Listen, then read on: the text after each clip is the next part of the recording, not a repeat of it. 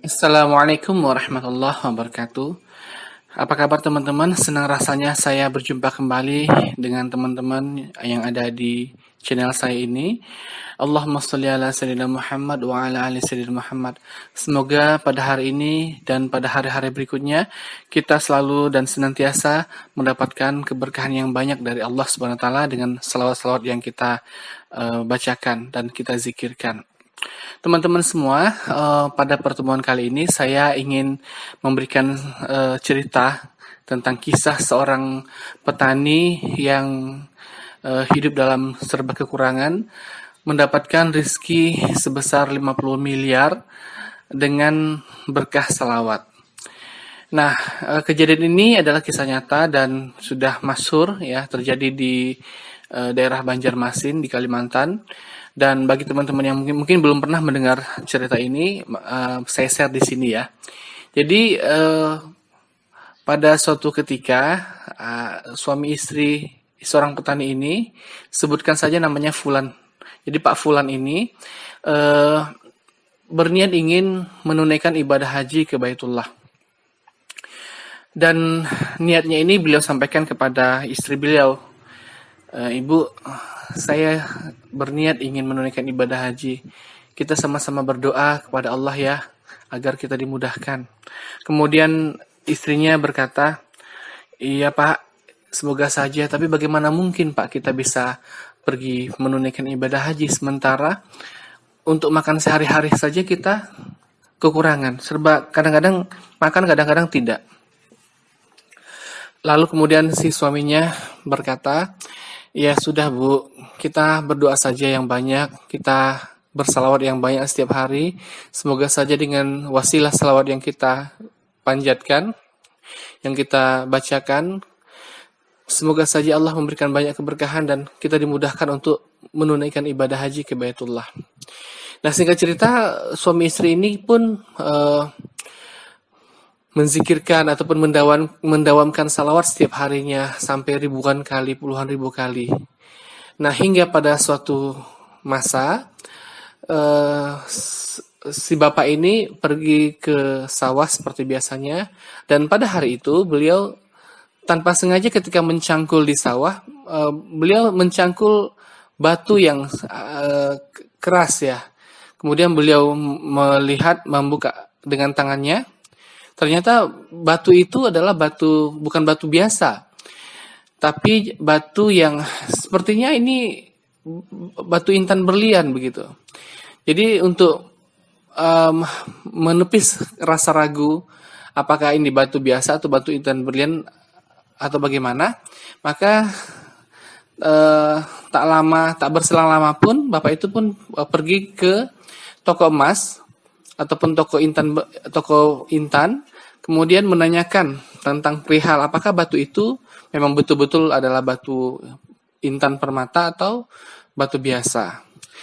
Nah, singkat cerita ketika bapak itu bertanya, kemudian si tukang emas pun mengecek, ya, melihat langsung. Kemudian si tukang emas berkata bahwa ini batu memang batu intan berlian. Lalu si Bapak Fulan ini pun menanyakan, kalau memang batu intan berlian, boleh saya tahu nggak ini harganya kira-kira dijual berapa? Lalu kemudian si penjual emas pun berkata, Bapak kalau mau jual berapa? Nah, kemudian si Bapak Fulan pun berkata, ya makanya saya juga tidak tahu harganya, makanya saya tanya, ini harganya pasarannya berapa?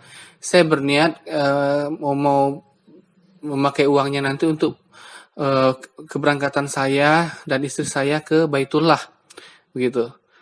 Kemudian si penjual emas itu berkata, nah kalau Bapak ingin menjual ini harganya sekitar 50 miliar. Jangankan untuk memberangkatkan Bapak dan istri Bapak, untuk memberangkatkan 1.000 orang ke Tanah Suci pun ini bisa, Pak.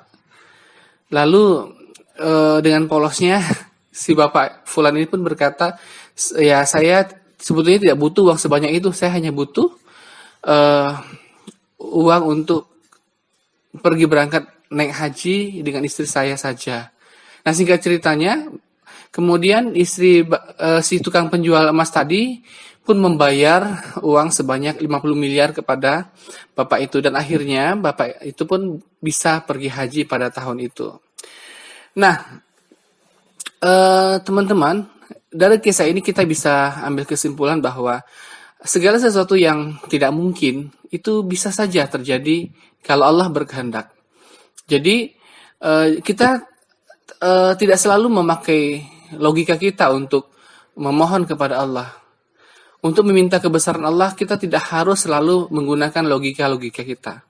Logika memang penting, tetapi tidak semua aspek kita bisa menggunakan logika. Kalau untuk kebesaran Allah, untuk kemaha-agungan Allah, banyak hal yang kita harus mengesampingkan logika kita, teman-teman. Jadi, untuk ini saya menganjurkan atau mengajak kepada teman-teman untuk mari kita banyak-banyak bersalawat setiap hari.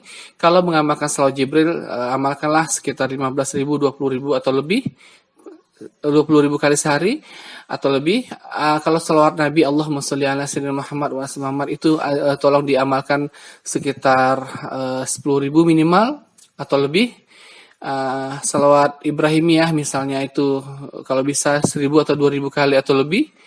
Dan selawat apa saja yang penting bisa dimaksimalkan dalam sehari. Nah, seandainya teman-teman tidak bisa melafalkan salawat-salawat yang sukar, misalnya salawat badar, salawat munjiah, salawat nariyah, tidak masalah. Jangan mempersulit diri. Ya, salawat-salawat yang bacaannya sederhana pun itu sangat dahsyat amalan itu bisa mengabulkan doa-doa yang cukup dahsyat. Bisa dicoba sendiri. Mudah-mudahan kisah ini bisa menjadi inspirasi bagi kita semua. Nah, teman-teman, begitu saja dulu cerita saya kali ini. Semoga bisa memotivasi kita semua. Ayo kita banyak-banyak bersalawat setiap hari, dan sampai jumpa pada video-video saya berikutnya. Saya tutup dengan doa kifaratul majlis. Subhanallah wa bihamdi, subhanakallahumma wa bihamdika, asyhadu an la ilaha illa anta, astaghfiruka wa atubu ilaik. Assalamualaikum warahmatullahi wabarakatuh. Bismillahirrahmanirrahim. Lillahi ma fis samawati wa ma fil ardh. وَإِن تُبْدُوا مَا فِي أَنفُسِكُمْ أَوْ تُخْفُوهُ يُحَاسِبْكُم بِهِ اللَّهُ فَيَغْفِرُ لِمَن يَشَاءُ وَيُعَذِّبُ مَن يَشَاءُ وَاللَّهُ عَلَى كُلِّ شَيْءٍ قَدِيرٌ. آمن الرسول بما أنزل إليه من ربه والمؤمنون كل آمن بالله وملائكته وكتبه ورسله لا نفرق بين أحد من رسله وقالوا سمعنا وأطعنا غفرانك ربنا وإليك المصير. لا يكلف الله نفسا إلا وسعها لها ما كسبت وعليها ما اكتسبت ربنا لا تؤاخذنا إن نسينا أو أخطأنا ربنا ولا تحمل علينا إصرا كما حملته على الذين من قبلنا ربنا ولا تحملنا ما لا طاقة لنا به واعف عنا واغفر لنا وارحمنا أنت مولانا فانصرنا على القوم الكافرين. صدق الله العظيم.